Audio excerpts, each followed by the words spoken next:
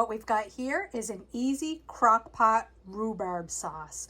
So all I've done here is chopped up some fresh rhubarb from the garden. I've put it in here with a little bit of water and half a cup of sugar.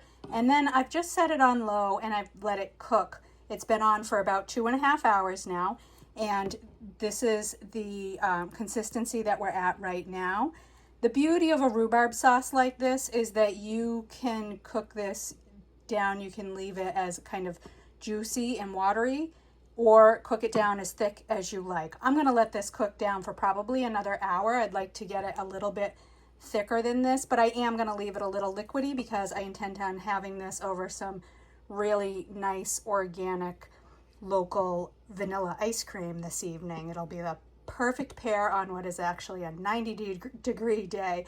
But I remember rhubarb sauce as a child growing up. My mom made this. They canned it, her and my aunts, and we had it all winter long. It was really a nice bright treat in the middle of winter, and a lot of times it would be served kind of similarly to applesauce as a side, or again over like ice cream, or you could even serve it over like a scone, pancakes, all sorts of ways. Sky's the limit.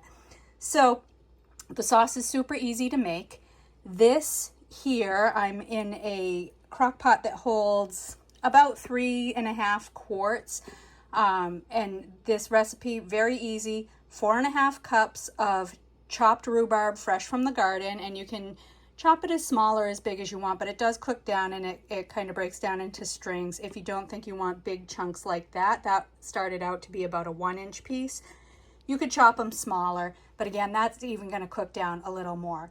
So it's 4.5 cups of rhubarb, a half cup of water just to kind of steam things and get them going, and then 2/3 cups of sugar, and that's all. Just dumped it all in here, gave it one stir through, put it on low, and went and ran my errands. There are a few other additions if you wanted to spice it up a little bit. You could add some nutmeg or a little bit of cinnamon, lemon zest, or vanilla beans would be all great additions to this. But honestly, the flavor of the rhubarb, the brightness, that sweet tangy that you get with the sugar, it's enough all on its own. So this is really easy to make. Again, do it in your crock pot. You don't have to stand over the hot stove and stir it.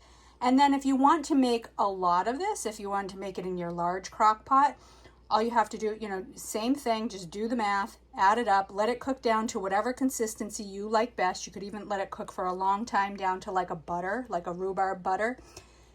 And then it could be canned in canning jars, or it could be just put into freezer-safe containers like deli containers or freezer-safe mason jars and preserved for 6 months to a year in the freezer. It would keep well in the refrigerator for up to at least 1 week, probably even 2. Food safe guidelines would probably tell you 1.